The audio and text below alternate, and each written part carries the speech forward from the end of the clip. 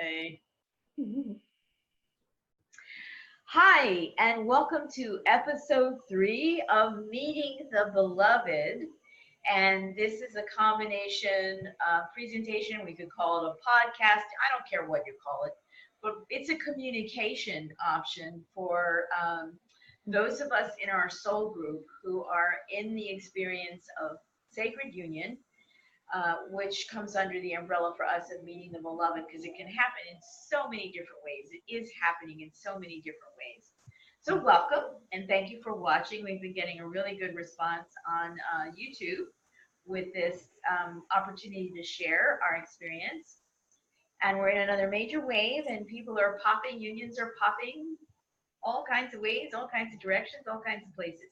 So joining me today are two wonderful women who are part of the soul group, and they are going through a union experience in their own unique ways. And we're going to talk again specifically about what that looks like. Each time we've done the Meeting the Beloved, we focus on a couple of topics that we find are common themes, not only within our soul group, but also with other people we're aware of who are in union at varying stages, from just figuring out what's going on here, exactly what is happening to me, to, as Anastasia and her partner David, who you've seen before, are living together in conscious partnership, and they are really at the kind of the far end of the wave, actually embodying sacred union as two human beings, male and female as it happens to be.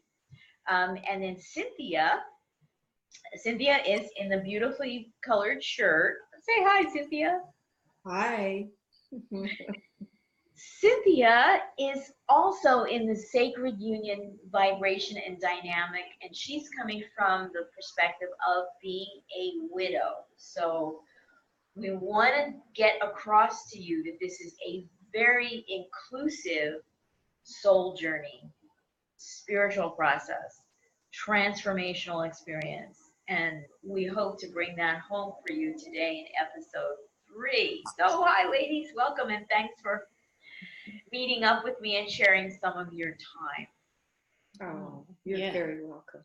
My pleasure. Yes, my pleasure too. Okay, so we have 3 sort of places that we want to focus on today. And I think we'll start with Cynthia, because she's coming from a really different perspective of what it's like to be in sacred union when one person is embodied in physical matter and flesh, and the other part of the union is not. It's still energetic. And so, Cynthia, I'm going to ask you just to start off by describing where you feel you are now in this journey, because it's pretty dynamic for you, and it changes from day to day, from week to week. So go ahead, just share what you feel like sharing. Okay. Well, about right now, I'm really feeling the energy of my divine masculine with me. I have for some time, and I'm not talking about my deceased husband, but I can feel that this energy, he's part of it, but I'm also feeling that it's not him, as an incarnation. Obviously he's not. Well, not any longer. Not any longer. It's not like he, I don't feel like he's like coming to some body and he's going to show up, is what I was referring to. But I do feel that there is, I don't know how many, there could be one, there could be two more, who knows? Because there are a lot of possibilities for that to happen. So at any rate, I am feeling this energy, and as of about the last month or so, I was feeling it sporadically before. And sometimes it would be there, sometimes it wouldn't. I would be feeling this energy as a presence with me. I would be feeling it more like not sort of merging with me, which is what I'm feeling now. Uh-huh. It would be more like out here. But at this point, the energy is actually, for the last month or so, is with me most of the time. And it feels, and it's definitely here. I mean, I can relate to it at any given time. Mm-hmm. I do, and it's very comforting. It's not like a weird thing to me or anything like that. It's not startling. It's very comforting. Mm-hmm. And I communicate with this energy. It's,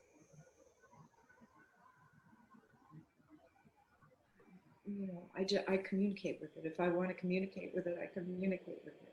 And sometimes it's, and I can do to make it easier.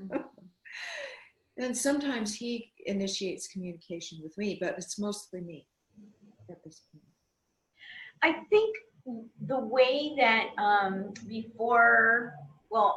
because we've been on this journey. Anastasia and I know we've been on this journey since before 2016, and then it has evolved for her. And then Cynthia joined us in this adventure in 2017 as a soul group. And we've had other people who've come into the soul group, and like we have someone new just sort of moving into the soul group. And I find that there's an interesting difference in sensation between my connection with my divine masculine. The differences are just as, like, I know Anastasia's face when I see it. I recognize her voice when she speaks. We have an energy connection that for me, like, oh, there's Anastasia. The same is true of Cynthia.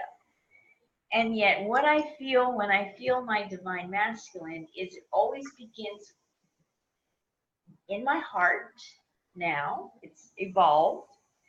And it feels like I'm getting a hug from the inside.